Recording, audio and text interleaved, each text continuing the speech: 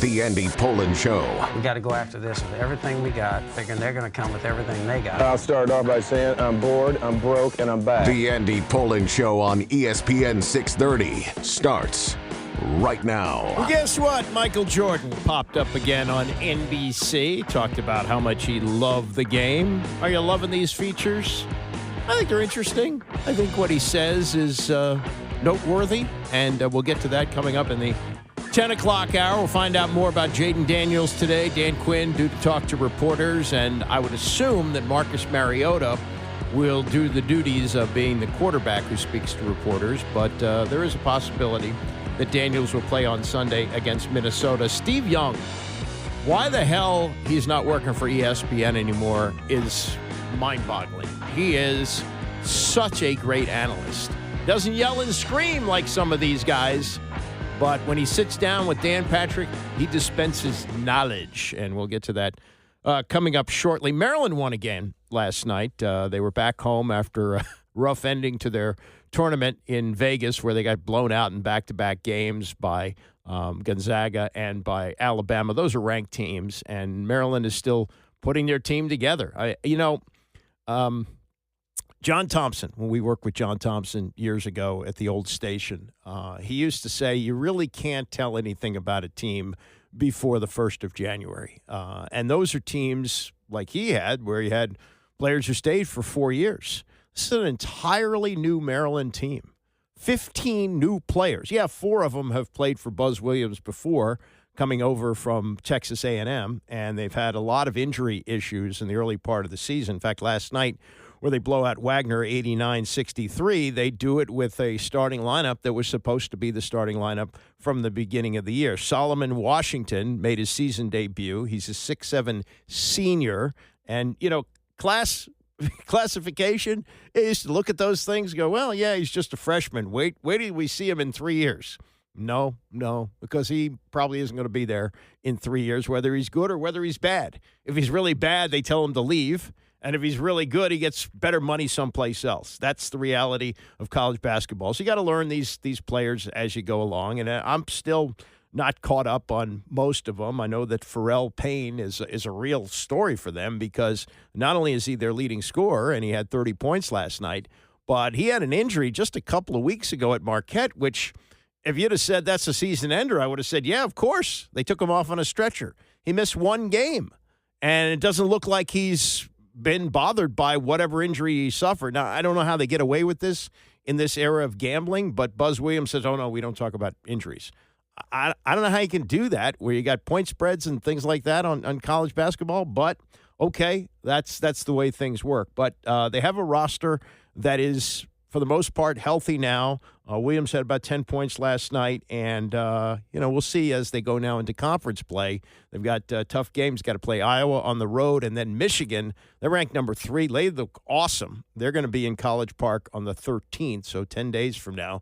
So over the next 10 days, they're going to play 2 ranked teams, one of them on the road, and we'll have to see. Buzz Williams, kind of a different cat, and so this was part of the news conference last night after the victory over Wagner, and he seems very intent. I'll give him credit for this, because a lot of coaches don't care that they know the names of the reporters. I worked in Dallas in the early 80s, where Tom Landry had already been on the job for over 20 years, and you had to be at least a 15-year veteran reporter on the Cowboys beat for him to know your name. He knew Blackie Sherrod, who was a legendary columnist there, Steve Luxa, who was a longtime beat reporter for the team. But if you were on the job for 3 or 4 years, forget about it. But Buzz is intent on knowing the names of the reporters, as you'll hear here as he assesses his team after the win last night over Wagner. We don't know who we are, and we're trying to figure out who we are while going to play a top 15 team on the road Saturday. We can't change the schedule. We are thankful for the healthy bodies. Our staff has been tremendous in regards to figuring out the problems, identifying the problems, and we have more than one, but figuring them out and then creatively not being able to play 5-on-5. How can we try to execute those changes in a better way? Just being able to play 5-on-5 like today in shoot-around, the Doesn't want any help on the names. Trying to figure out the names here. Christy, Winters, There we go. Scott, and don't tell me. Ed Cohen. Right. Is that his name? Yep. They were like, we've never been to a shoot-around where you guys just play. And I go, for sure in December you haven't seen one of those. We're just trying to make up for missed time. So I'm encouraged by a lot of the things that we saw tonight, and I hope that some of them can stick. But we'll learn that the more we can accumulate the reps that we've missed. I have been to a number of shoot-arounds. I can't say hundreds, but maybe a dozen or so over the years. I've never seen 5-on-5 full court. Usually shoot-arounds they go over some defensive sets, maybe a couple of offensive plays. Guys kind of get loose, and that's about it. You know who started the shoot-around? This goes back to 1971-72.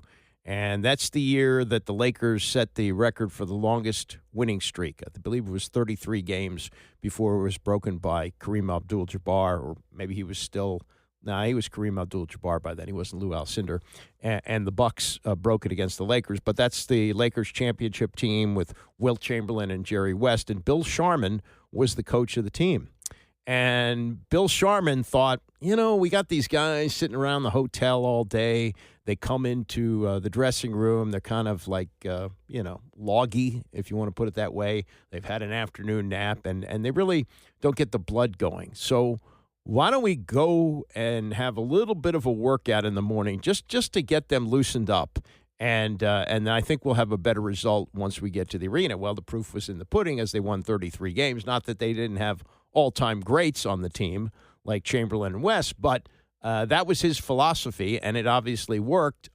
As the story goes, the most reluctant one was Wilt. No surprise. Wilt kind of marched to the beat of his own drum, and he said to Sharman, look, I'll show up at the arena once. You pick which one. But ultimately, he was convinced to do it for the greater good of the team. He started showing up at the shoot-arounds, and the Lakers went on to beat the Knicks for the NBA championship. So ever since then, what's that, 54 years? 54 years since Sharman started this. It's standard operating procedure for college and pro basketball teams. All right, let me get to the Commanders. I think it's pretty much a foregone conclusion. We're going to see Marcus Mariota for another week. That they're going to play it safe with Jaden Daniels. This is a game that I think either quarterback can win. If you bring Daniels back for the game against the Giants the following week, that may make more sense. That have 3 games left after that. And I don't think you want him to be returning against the Eagles. And by the way, they just announced yesterday that Eagles game on the 20th, that's a 5 o'clock kickoff, not a 1 o'clock kickoff. So 5 o'clock kickoff on the 20th. They play 5 days later, Christmas Day, against the Cowboys. That's a 1 o'clock kickoff. And then the final game of the season is at Philadelphia. We don't know the time yet.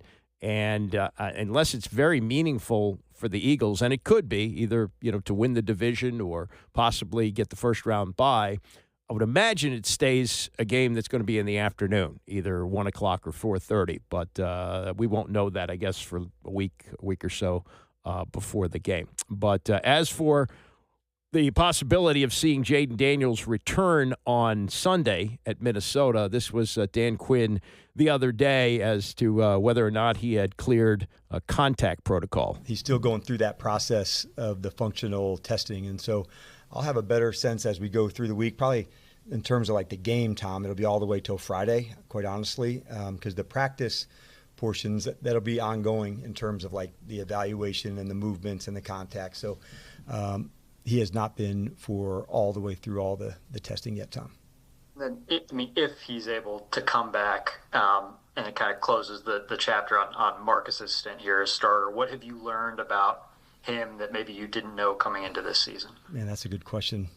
I've known the leadership, but yesterday, like when it's time to will the team to go do that, that's really what I saw. I thought, the play passes and, using his arm, using his legs to go, Tom, I thought that came through. But in some of the winning time moments, just throwing absolute dimes. I thought it was like a warrior performance at quarterback. And sometimes those are hits and you stay in, you make them. But I had known who the leader was, but that solidified, just an absolute, man, like put it on me kind of performance to go find a way. And I have not seen episode 1 of In-Season Hard Knocks, but they're doing the NFC East. And I've seen a couple of clips that have been put out on YouTube. I didn't want to go through the process of editing out all the F-bombs, but Quinn throws them around pretty frequently. But after the game the other day when they lost, the night game against Denver, he said to his team, "We lost, but we're not lost anymore. I was lost." I'm not going to sing, but that's the message to the team. That's, there's no moral victories, no medals for trying, but he's saying to the team, we found ourselves now. Now, I don't think it's any accident that although they've lost the last 2 games, the defense has played much better, and Joe Witt Jr., likable guy, clearly isn't a defensive coordinator, not yet anyway, and Quinn has left open the possibility that he will call the defensive plays next year. Something he didn't want to do when he got here. He said that, said he learned some things from his time in Atlanta. You can't do too much, but the team has played a whole lot better defensively since he took over the signal call. They got some players back too. Will Harris back on the field apparently makes a huge difference in the secondary. But, man, they looked terrible in some of these games defensively. And but Seattle was able to do basically what they wanted to them. And they've got a Dallas team that can score a lot of points coming up on Christmas Day. And even the Eagles, although they don't score a lot of points, can dominate the game. And I think it's a good idea that he's done that. Let me get to the story of the week, and it's I don't think it's really over yet, and may not be over for some time. But Lane Kiffin is now in Baton Rouge. The governor's happy. The fans are happy. Lane Kiffin has the job that he wants for now. And I found this interesting the other day on the Dan Patrick Show when he had on Sam Hutchins. Sam Hutchins is the beat reporter for Ole Miss football for the Clarion Ledger, the local paper in Oxford, Mississippi. And he has covered this team all year. And the story that came out when Kiffin was leaving, and it came from Kiffin, was that the players wanted him to stay. And you would think that would be the case. He led them to this historic season. They went 11-1. They're in the playoff. They're ranked number 6 with the rankings coming out last night. Why wouldn't you want a coach who led you to such success, even if he has another job? Because you got a job to finish this season. They could be playing for quite a while if they're good enough. Season doesn't end until January 19th. Of course you would want this great coach to stay. Well, not necessarily, and I'll get to what some of the players said yesterday, but this was what Sam Hutchins said of the Clarion Ledger, asked the question by Dan Patrick, if the players had a vote, would they have voted for him to stay? I don't think it would have been unanimous, right? And of course, like on a roster of 100-plus players, of course it's not. But I think generally it had gotten to the point where players would have said, go. And there, one aspect of this is they love Pete Golding. The guy they promoted is kind of the perfect stability guy. I had to call him come out. He's kind of the anti-Lane Kiffin. Dan, all Pete Golding tweets out is shark emojis. Like his last 48 tweets, I think 47 have been just a single shark emoji. But he'll come in a room, he has a southern accent, and he fires everyone up. So he's sort of the perfect foil to Lane to turn to if you just want to stabilize the roster before your most important game in program history in 20 years. But I was at the Manning Center yesterday kind of talking to, frankly, any of the players who would chat on the way out. And maybe it was just a small boost, a temporary boost, because Pete and Keith gave him a great speech. But it sort of seemed to me like they were relieved that it was over. And here's the deal. Their window to transfer will open at the end of the season. So they can still go to LSU if they want. And I'm sure Lane would love to have Keywan Lacey, the running back, Trinidad Chambliss, the quarterback. The players, I think, are the biggest winner in this situation, perhaps, because they can still go if they want, but now they can focus on, potentially hosting a game in Oxford here in 19 or 20 days. And I'm guessing maybe a year from now, in November, LSU comes to Ole Miss, correct? That's right. They're coming here next year. The mustard bottles will be flying off the shelves at the Walmart here. Last question. What does the committee do to Ole Miss, if anything, since they're losing their head coach? Yeah, that's kind of the next fascinating thing. The short answer is I don't think they dropped them out of a playoff spot. Maybe it's a home playoff spot. Maybe it's the last home playoff spot. But people have been bringing up the Florida State situation when Jordan Travis got hurt. But I think the thing that some folks miss is that Florida State situation. There was a data point of Travis losing Travis, and then they looked really bad in the next game.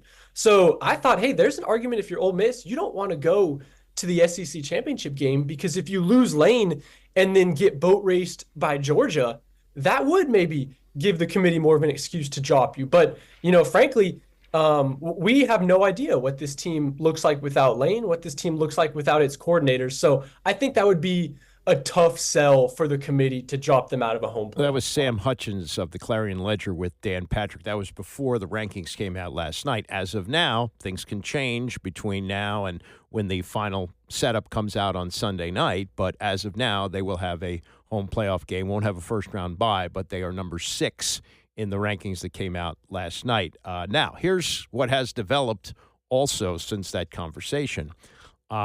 Stuff has leaked out, and there's no such thing as really someone getting an exclusive in a newspaper or radio interview or TV interview anymore. The news is made by the people themselves. So these tweets have come out from players on the team, and what I heard there from Sam Hutchins, because I would have thought, it'd be overwhelming. Oh yeah, they want him to stay. He's saying, there was people who were kind of happy to see him go, and that's apparently what happened, because in his statement, Kiffin had said that the players had wanted him to stay.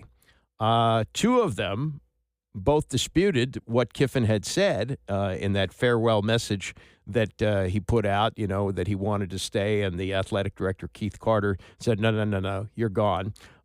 Despite the team asking me to keep coaching, and this is offensive lineman Bryce Sanders quoting Kiffin from the statement, despite the team asking me to keep coaching, I think everyone that was in that room would disagree. Everyone. Here's Sam Hutchins kind of couching it like, there's some guys who would want him to go.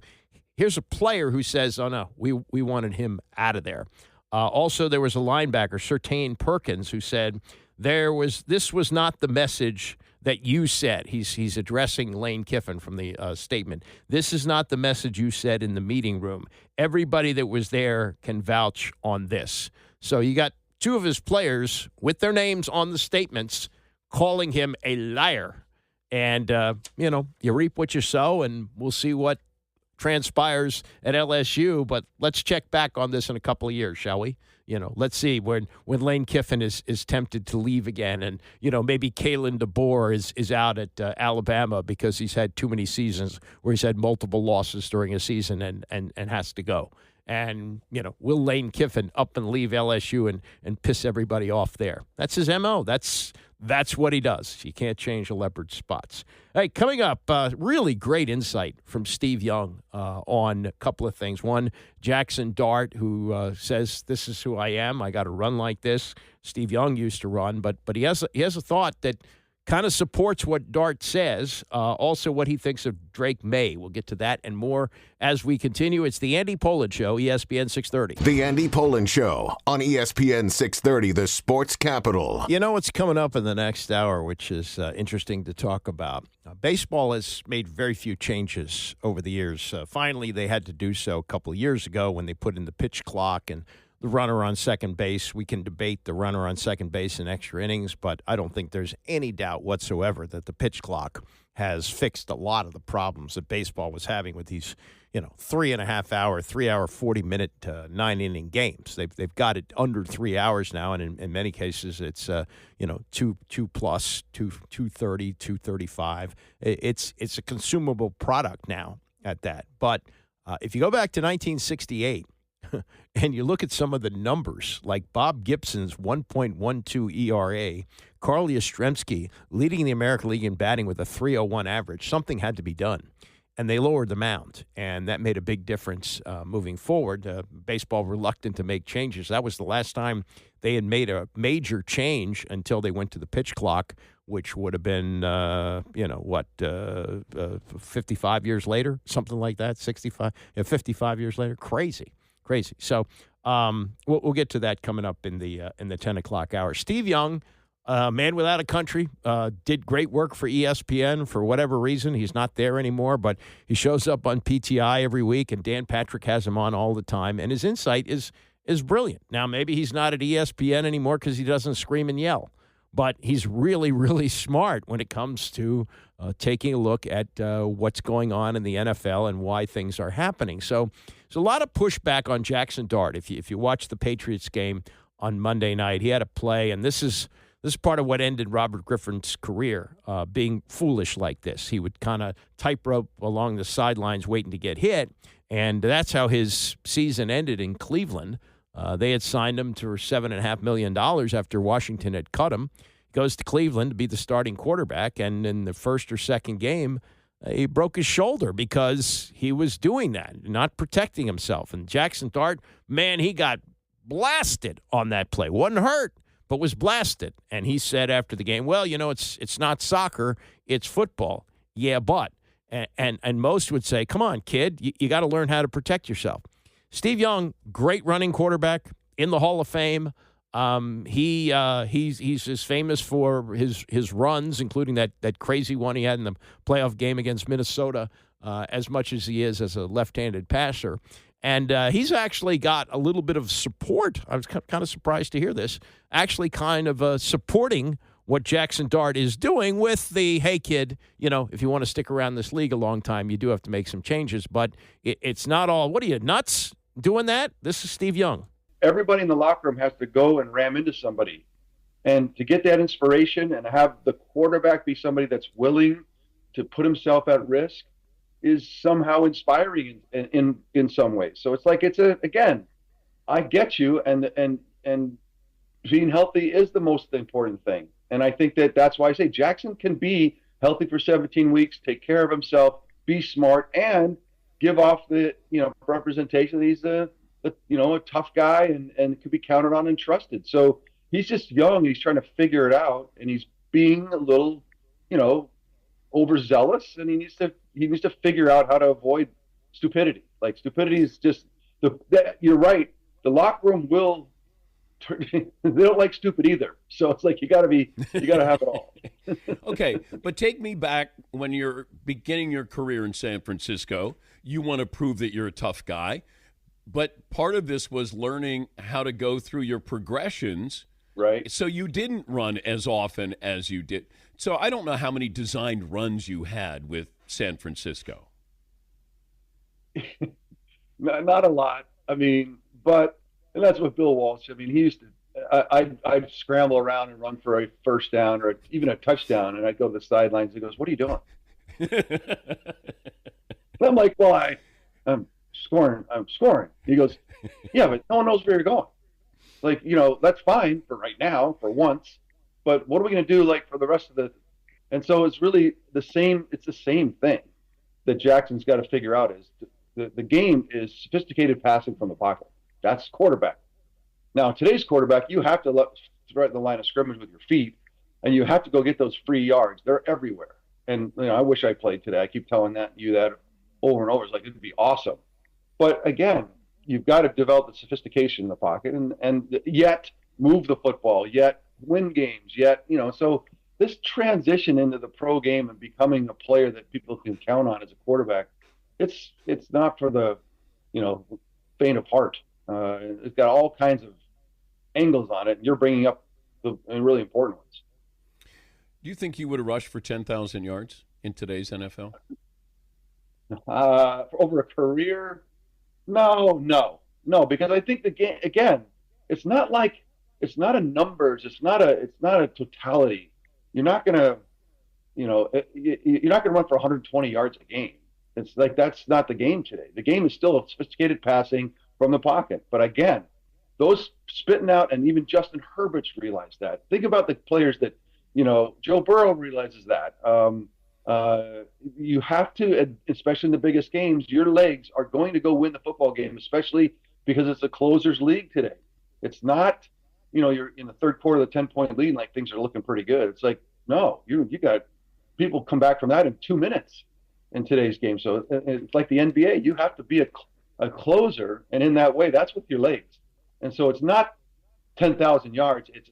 It's really vital, important, difference-making 2,000, 3,000 yards. You know what I mean? It's not, the numbers aren't going to be like that. It's Steve Young on Jaxson Dart, and it's an interesting point about locker room cred there, that by taking hits, he's getting the support of his teammates. You got to be a little nuts to play this game anyway, but, Jack Youngblood playing with a broken leg for the Rams, that's considered to be very heroic. Players like that.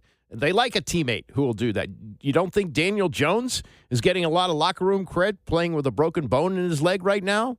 Of course he is. And that's I guess, really good, something that you probably wouldn't think about, because it's always, we don't want to lose him.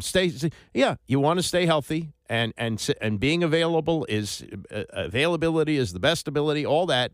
But there's an interesting angle from Steve Young that he says, well, wait, look at what the teammates look at as they're getting beat up on every play. They want a guy who's willing to go to war just like they are. Interesting. Second part was on what he saw from Drake Maye, his analysis, and he's now become an MVP candidate. Certainly helped by the way he played the other night. Someone who gets it. I mean, as a quarterback, that's the best way I could say it. The game makes sense to him. 22 people on a field running around, crazy, chaotic. His brain obviously slows down instead of speeds up. The more crazy it gets. Is that teachable to slow the brain down? No, it's not. Okay. That's a genetic. You think about it, Dan. The normal human reaction is, tension, pressure, your heartbeat goes up, your brain diminishes, it gets focused more, but you don't have the presence. Think about when you're under, people are screaming at you, like the pressure diminishes you. It focuses you, but it diminishes you. You're not as present. It's not like you're in your backyard hanging around playing ball. But Patrick Mahomes, for whatever reason, that's how his body reacts to it. And I think to be really good in the game, that has to be a genetic blessing, so that as things get worse and crazier, your brain somehow says, no, we're good. And there's a piece to it. And I think that people always say, well, what makes a great quarterback? I think that's probably the number one or number 1A, number 1B condition that you have to have. And I don't think you learn it. I think you can get better at it. I think things can calm down over time, but I think it's just a genetic reaction to kind of the thing that's happening in front of you. And that's just the pressure that happens, the physical reaction. Well, Gretzky would talk about how the game slowed down. Yeah. And you're talking about hockey, but how do you slow down hockey where you're taking, and he talked about taking snapshots. Like it'd be like a quick picture here, quick picture here, quick picture here. And it allowed him to kind of understand, the situation. I love that. That makes sense to me. That's what it feels like. And I think that's why when people, when you're forced to retire at a young age, no matter what it is, even if Tom Brady's 45, you still have half your life left. You miss it because it's something that is intuitive to you. It's like, how hard it is. You know how difficult it is to be good at it or even great at it. And yet, it all makes sense, and nothing else in your life can make as much sense. Like the day you retire, the next day you wake up, you're like, what are you good at? Nothing. But what are you great at? This thing that is amazing. And so that's the Wayne Gretzky. What you just said about him is that's the beauty of when it all kind of slows down and makes sense to you, despite how insane it all is the coolest thing in the world. That's the best. That's Steve Young. You wouldn't think slowing down your brain is a positive, but that's a good explanation as to how that works, and that comes from a Hall of Fame quarterback who came through in many, many pressure situations. Owens. Remember the playoff game against Green Bay? I think it was 1999. Yeah. So he's able to do that in pressure situations and understands it. Again, what I don't understand is why he's not working for ESPN anymore, but it's always good to hear his insight on the NFL. One more on Drake Maye. This is Devin McCourty, who spent 13 years with the Patriots, now an analyst with NBC, and he did the game the other night on radio, and he talked to Dan Patrick about his observations of Drake Maye. I think that the unique thing about Drake Maye, I got to be up there doing the preseason games his rookie year, was this kid is the youngest of a bunch of brothers who were really good in sports. His brother Luke Maye won a national championship with North Carolina as a basketball player, and he talked about it. He's like, they used to beat me up. They used to punish me. They used to, like, everything was hard for him. And I think you can see his teammates love that about him. He's so poised, nothing bothers him. And I think the unique thing about Drake Maye is the same thing that Mac Jones had his rookie year, is the offensive coordinator Josh McDaniels. And I think Josh will be there longer than just his rookie year, like Mac Jones had to go through. I think this is a great relationship, and I think he has a chance to be there for a while and develop Drake Maye. And I've talked to Josh; he's in love with Drake Maye just as much as the rest of us. How threatening are the Patriots? I think in a AFC this year where it's wide open, the Patriots are just as good as anybody. They have right now the best chance to me because being there last night, that atmosphere is different than even when I was there. When I was there, it was, we're expected to be here. We'll show up in the AFC Championship and cheer. If the game's close, we'll go crazy and help you out.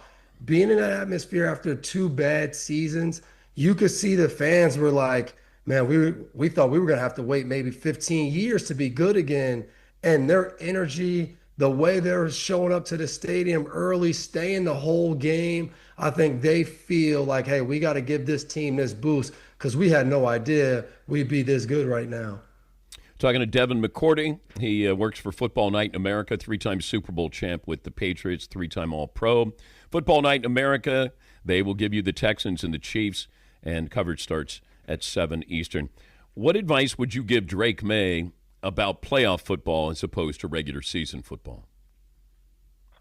I would tell him exactly what I heard for 13 years.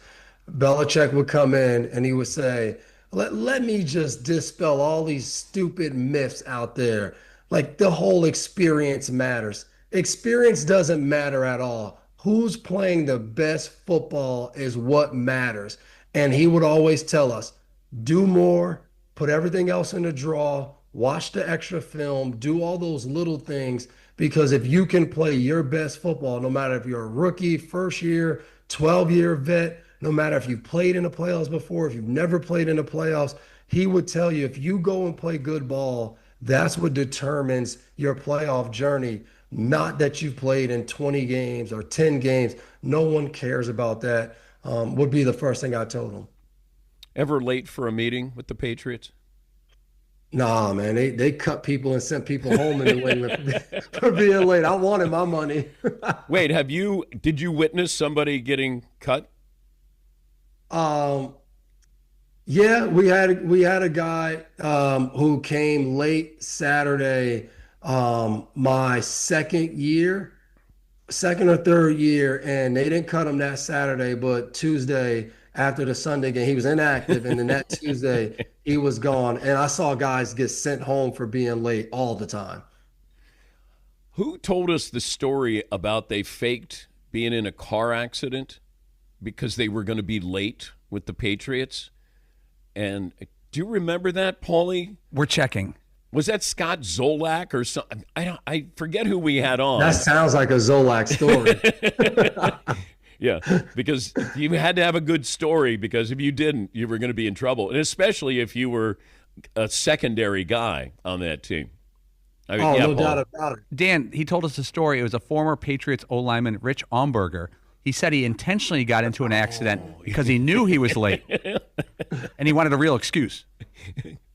We had a guy, Kyle Arrington, it was snowed. His car couldn't get out of the parking lot. He hitchhiked to work just in fear of being late, went out on the road and stood there and asked somebody, hey, I play for the Patriots. You mind dropping me off the street at Patriot Place?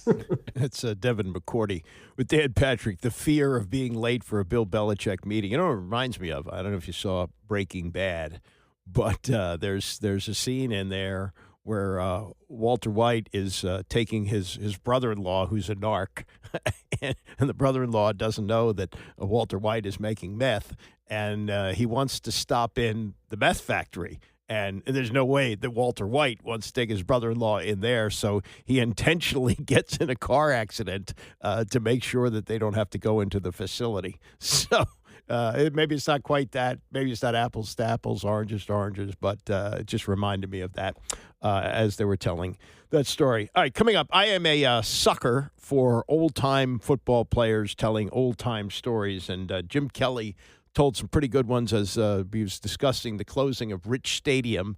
This is the last year for the legendary stadium in Buffalo.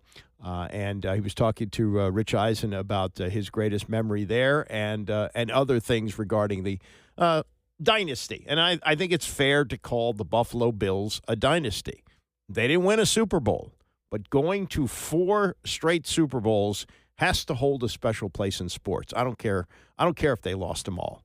That is a remarkable achievement, and Jim Kelly went to the Hall of Fame off of that. Never won one, but got to a bunch of them. All right, coming up, we'll get to that and more as we continue. It's the Andy Pollin Show, ESPN 630. The Andy Pollin Show on ESPN 630, the sports capital. So Jim Kelly was on yesterday on the Rich Eisen Show talking about some memories of Rich Stadium, as this is going to be the last year. They're building a new stadium in Buffalo, which will be open in time for next season, and Kelly had some of the greatest moments in stadium history there, and he talks about how it all began when he was taken by the Bills. Remember, the Bills had drafted Kelly as part of that incredible 1983 draft, which was John Elway and Dan Marino, so that's 3 Hall of Fame quarterbacks, plus Darrell Green, who was the last pick of the first round, number 28 overall. All 4 of them are in the Hall of Fame. It's one of the great first-round drafts anyway that we've ever had, and he talked about the transition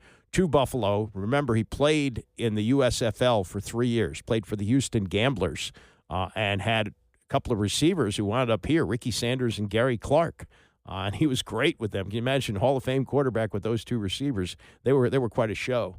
But then the league folded, and Buffalo held his rights, and he wound up signing with the Bills and had 11 years quarterbacking them.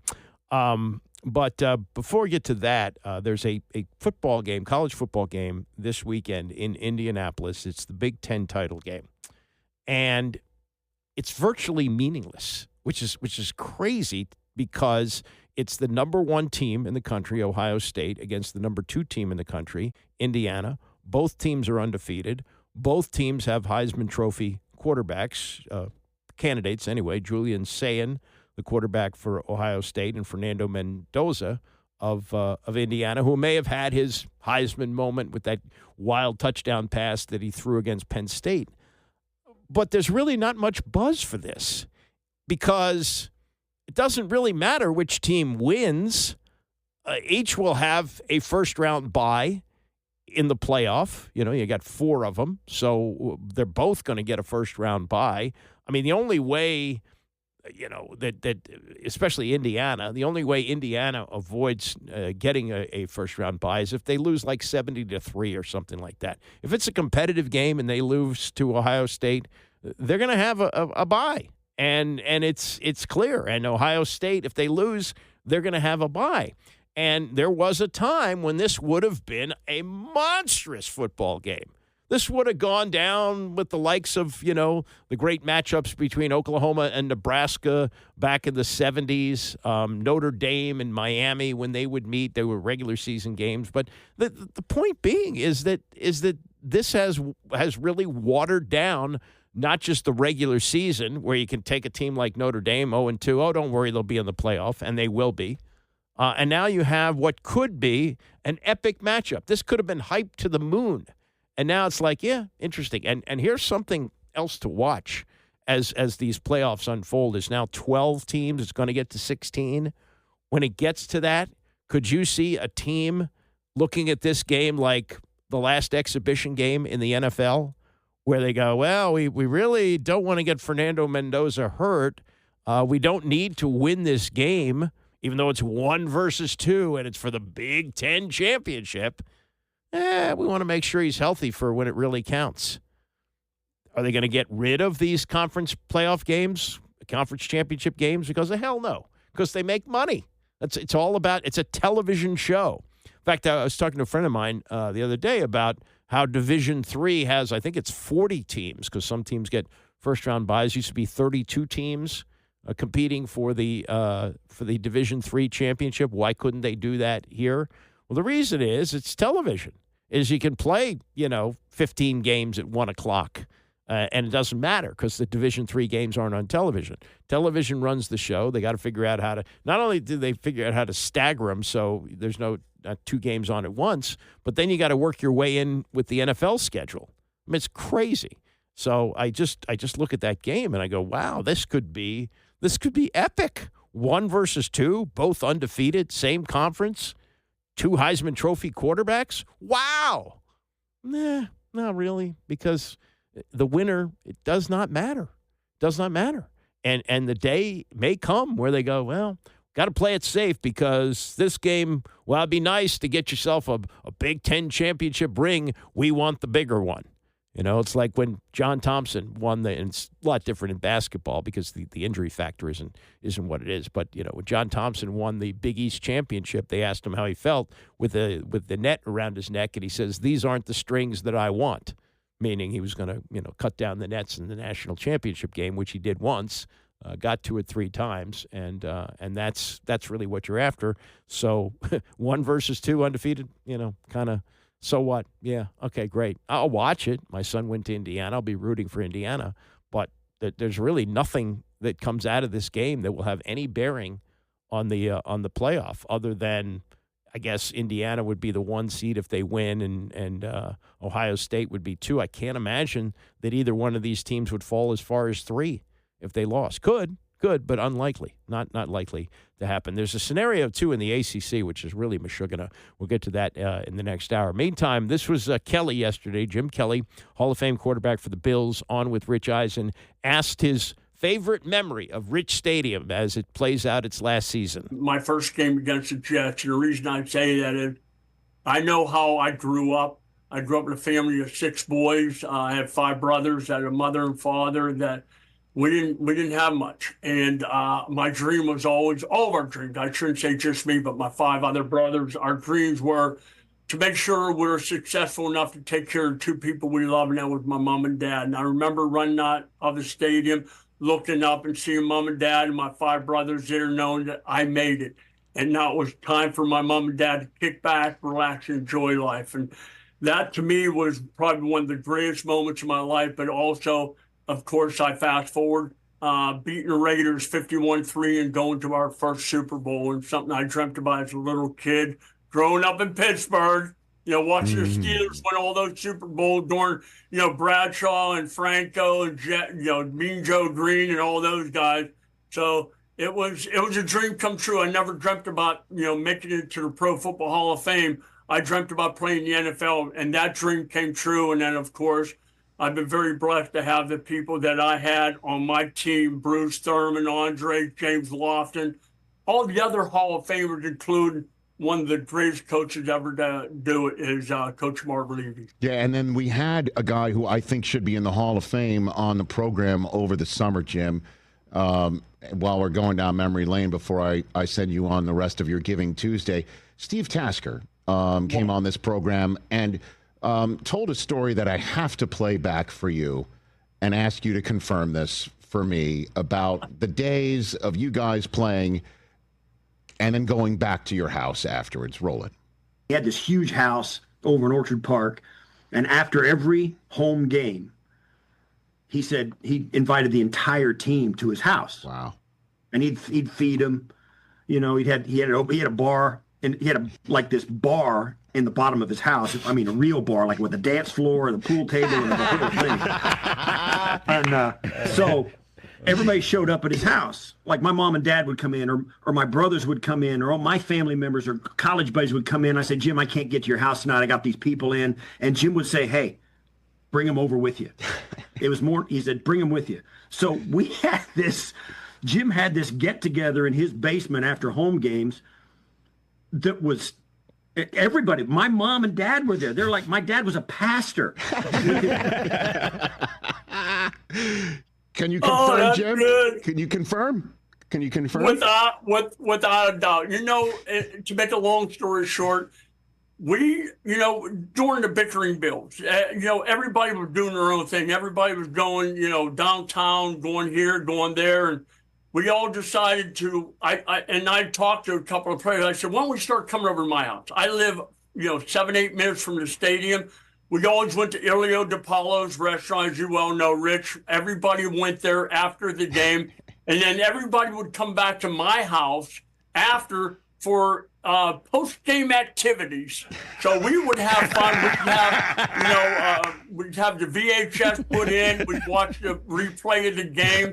Bruce would have his seat. Thurman have his seat. I would have mine. We'd all be watching the game. And then when that was over, it was time to have a few cocktails. And I'm not telling you how many Coors Lights we had or shots of back in the day. Jägermeister or Rumpelmix, some of those things, but we had some fun. Yeah, those were close teams. I don't know if NFL teams operate that way anymore, where they all get together at the player's house for cocktails and a party after a game. That's kind of a quaint idea in this era. By the way, when he was talking about the AFC Championship game, the 51-3 win over the Raiders that sent them to that first Super Bowl against the Giants, the Raiders quarterback that day was Jay Schrader.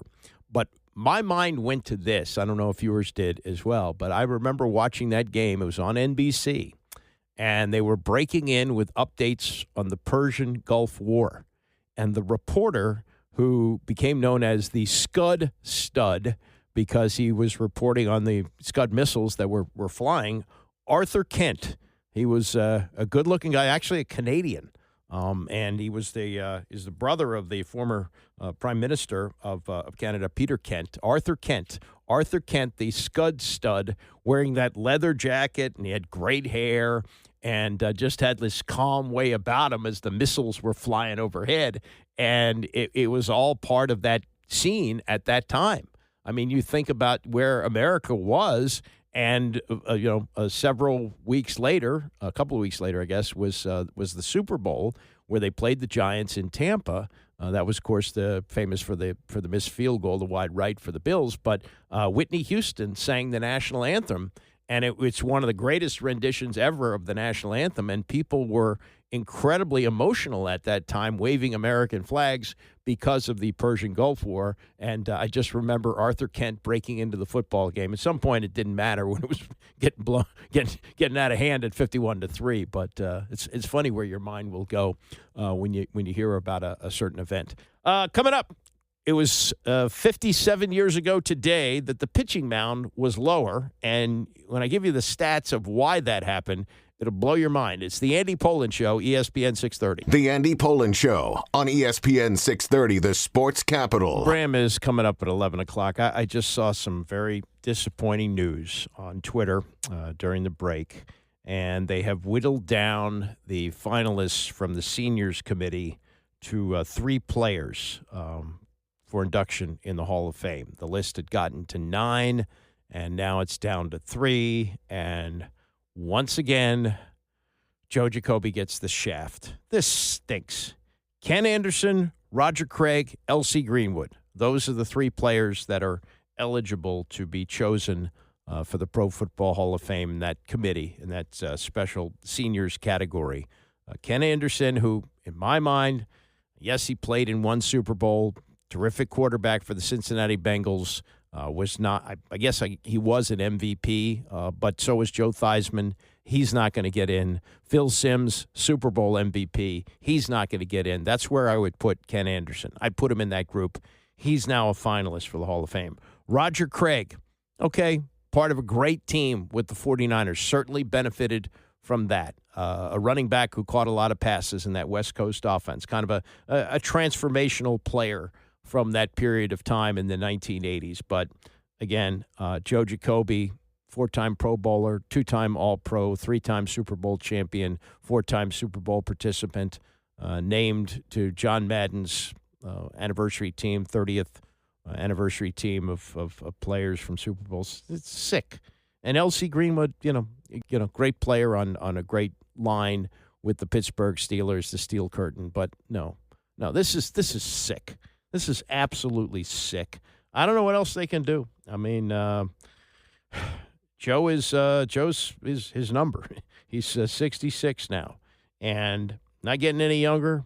His family, they've been shafted on this a couple of times. This dog and pony show. I don't know whether they do it anymore, but they in the regular committee, whatever they call it, the 39 writers and broadcasters who choose the players. They had a setup where the finalists, and he was a finalist in that category too, make him wait in a hotel room with his family, hope for a knock on the door. If the knock doesn't come, they don't get in. Oh, this is so disappointing. So disappointing. Another year where Joe Jacoby does not make it to the Hall of Fame. This makes absolutely no sense to me. 0 sense. But it is what it is, and I will continue to beat the drum and hope that, maybe somewhere along the line next year, he got closer, got to the final 9. He's done that before, but didn't get down to the final 3. So another year where Joe Jacoby will not be considered for the Pro Football Hall of Fame. I have reached out to the team, Mark Klaus, the new team president, and told him how important this is. And I've asked the team to get more involved in this, to push for him. One of the few things that George Allen did well, not Bruce Allen, Bruce Allen, George Allen's son, was that he pushed for Chris Hamburger to get in. Chris Hamburger was kind of lost in the sauce, and he got involved and said, hey, Chris Hamburger made the Pro Bowl, I think, 9 times. He went to a Super Bowl. He should get in, and he did. Jacoby still waits. Terrible, just terrible. All right. It was 57 years ago today that Major League Baseball said, we got a problem here. We have got to lower the mound. The numbers had gotten to be insane. So on this date, in 1968, they took the mound down from 15 inches to 10 inches, and they shrunk the strike zone to the top of the knees and the armpit. So you'd have more pitches to hit rather than the shoulders and knees. It was the top of the top of the knees to the armpit rather than the shoulders and the knees, and it worked. Offense jumped from an average of 6.84 runs a game to 8.14. But here are the numbers that led to this, and they're mind-boggling. Entire teams couldn't hit. 7 teams hit 230 or lower.